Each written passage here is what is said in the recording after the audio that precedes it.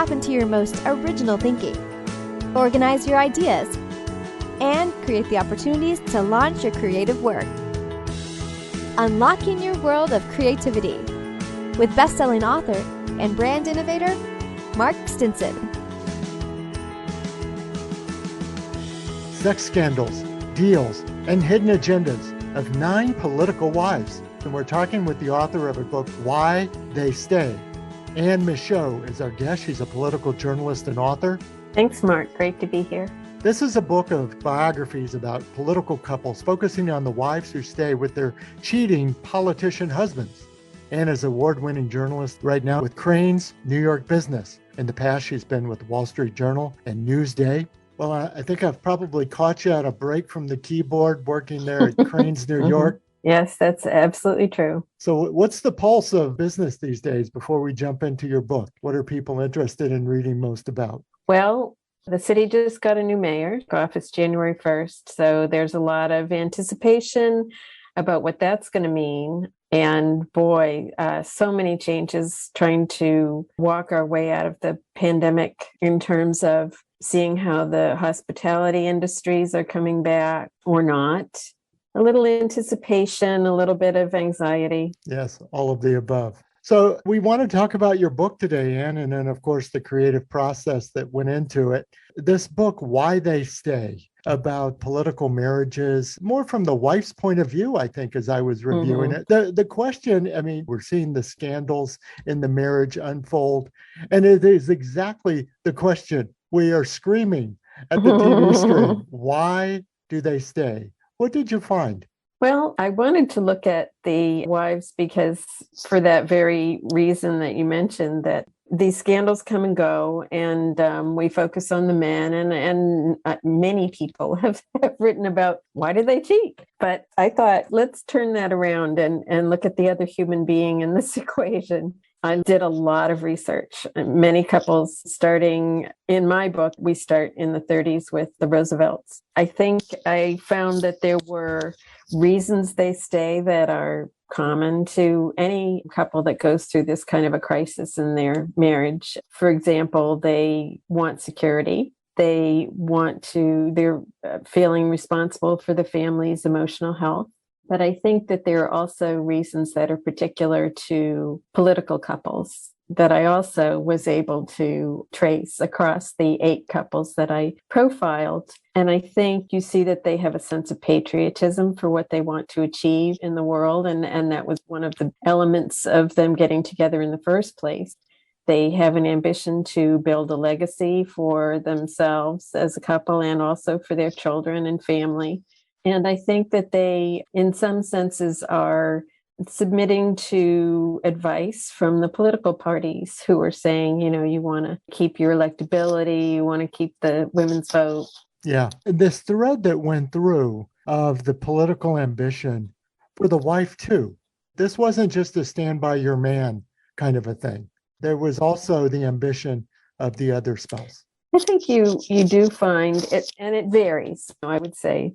Melania Trump is not someone who's got political ambitions, but obviously Hillary Clinton. And I found even with some people I didn't talk about in this book, like Elizabeth Edwards, who was married to John Edwards, who was a senator from North Carolina. She was confronted with the fact that he was having an affair and even had a child with another woman. And she wrote about this in her memoir called Resilience. She said, when I came across that, the issues that we had worked on together to eliminate poverty in the United States became a glue that held me together, that held my family together and helped me move forward. On the one hand, you go all the way back to the Roosevelts, but you even went back further into English history. What are some of the connections between the more distant past? I was looking for a metaphor to describe this sort of mindset of women who are in a position of, one could say, ruling or authority or power, but also a way to sort of take a look at the motivations of somebody in this position. And so the woman in history, Elizabeth Woodville, who was known as the White Queen in the War of the Roses, the red and white roses, she used marriage as a way to navigate her way through the world. And back then, there were many fewer, that was the 1400s, there were many fewer ways for a woman to thrive and do well. And so I thought it was a little bit of a contrast between her times and how she made her way and what we have today with women have so many more opportunities for financial independence and that sort of thing. Mm-hmm. And certainly sometimes we have to look at some of these scandals from a historical perspective. But this is even the second edition of your book. I mean, the stories keep unfolding. Do you see a pattern that even as you might look at some of these political couples today, do you see a pattern that might, I'll say, predict? You're not necessarily looking into a crystal ball as a writer or reporter, but are there signs and signals? I think you see people who are have been raised very traditionally. And I mean by that sort of this idea of patriarchal traditions where men and women play certain roles. There's a rightness to the type of person you associate with socially. All of these kind of rules seem to predict that a couple will err on the side of caution in terms of breaking up the marriage.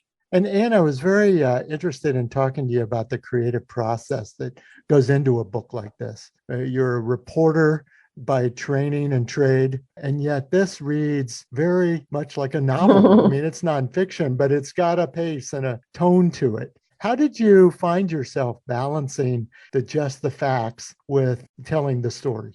Well, I think I reached deep into my frustration as a many years journalist. When my editors have always been saying to me, oh, just put the facts in there, get rid of that colorful stuff. We just want the W's.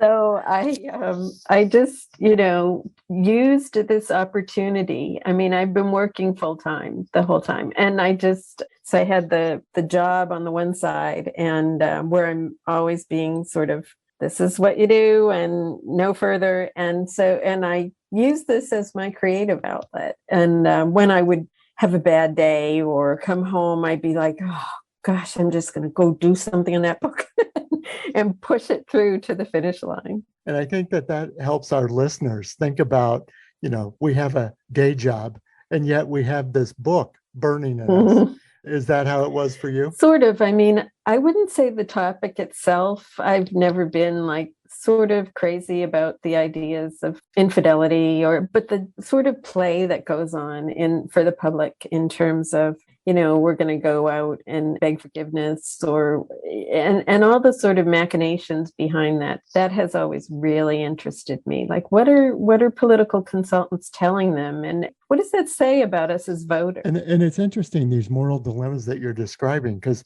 I always love to scroll to the bottom of LinkedIn profiles and the bottom of resumes. And I see that, you have religious studies in your background. You wrote your thesis on Catholicism. What is it about these moral issues that help inform the work that you're doing? Well, that you're probably the first person who's asked me that question. I am a really committed wife and mother. That's been super important to me in my life, was to have a partnership where we were honest with each other and best friends. I think it's been one of the most rewarding relationships I've had. Thanks for sharing that. And so thinking about continuing our thought on the creative process. So you're bringing the book together. Did you know your point of view going in? Did you have your own book creative brief that said, this is the point that I'm trying to make here? Or did that evolve through the process? Definitely evolved. I had an idea together with my literary agent. She said, oh, it looks like Hillary Clinton's going to be running for president. And maybe you should write about, why is this marriage still together? And nobody's written that. And I thought, well, that's a good idea. And then I just started down the road of my own cogitation. I just thought, oh, let's find some other couples. Let's find the what the commonalities are. And then I got most of the way to the end of the process. And a book editor said to me, well, can't you like sum this up in a little thumbnail or something? And that's when I came up with the Elizabeth Woodville White Queen concept. And I rated the various women on a scale of 1 to 10 on how much I felt they fit her personality, motivation. And what about what's next on the horizon? We were talking about some of the things that are developing in the news and business and the corporate world, but also our world in general, our social fabric. But where do you see your next project? I think I've been really interested in, I came across one of the Roosevelt's sons who tried to have his fourth wife committed to a mental institution in order to take her money and marry another woman, the fifth wife. It didn't happen. She prevented it. Her name was Manoah Bell. But I was fascinated by this, and I mentioned it to my sister, who had also done some research about a rich couple in Virginia, where the brother had his brother put into an insane asylum. And so I thought, well, this is an interesting tactic on the part of the rich. So I thought I'd take a look at that. Yeah, well, maybe my wife isn't listening to this program, but it's interesting, these untold stories that you're describing. Do you think that the proliferation of media outlets, there's more documentaries, more channels for documentaries, more podcasts, more drama, so forth. Does this make the hunt for these untold stories more productive, I guess, for a creative person? Like they're thinking there can be an outlet for the story. Oh, absolutely. I think that on the one hand, I feel a little bit overwhelmed to try to take in all the great information that's coming out. And certainly lately, a lot of women writers have gone back and tried to say, oh, here's a person from history, a woman from history who is, not recognized. And I think that's happening in communities of color as well. So that's amazing to see this. Let's take another look. I also love that there are outlets, and there's a lot of ability to drive that as an individual. I mean, you don't necessarily have to, get either an accept or reject letter from one of the big 5 publishing houses. And so, I really love that we have so many voices coming up. I see what you're saying, that you could actually launch many of these projects on your own. You wouldn't need the kind of traditional outlets or production support. Yeah, I had a lot of anxiety toward that, and it slowed me down for a long time in terms of writing a book. And I thought, oh, but what if it's not good enough, But then sometimes you can say it's good enough for me, and I'm going to make sure it gets out there. And that's good. I think that's good for the creative process. And is that part of that your journalistic kind of mindset, that you want to be right, you want to be accurate, you want the story well told? But what's the hesitancy? Where did that come from for you? Well, that I would put in all this work and nobody would publish it. Well, proved just the opposite. Well, what a terrific conversation. Anne Michaud has been my guest. She's the author of a terrific book called Why They Stay. I'll put all the details and the links and all your social contacts in the show notes, Anne, to make sure that we can connect with you and follow your work. Thank you. I really appreciate that. Thanks for the conversation. Yeah, absolutely. And look forward to reading some of your news stories there at Crain's, New York. Thanks, Mark. And listeners, be sure to come back again next time. We're going to continue our around the world journey, talking with creative practitioners, whether they be writers, artists, songwriters, musicians, even medical researchers and restaurateurs, about how they are inspired with new ideas and how they organize those ideas and how they gain the confidence, as Anne's just described, and also make the connections to launch their work out into the world. So until next time, I'm Mark Stinson, and we're unlocking your world of creativity. See you soon. Unlocking Your World of Creativity with best-selling author and brand innovator Mark Stinson. This program was produced by VSB Media, creators of Entelechy Leadership Stories, Unlocking Your World of Creativity, and thepeaceroom.love.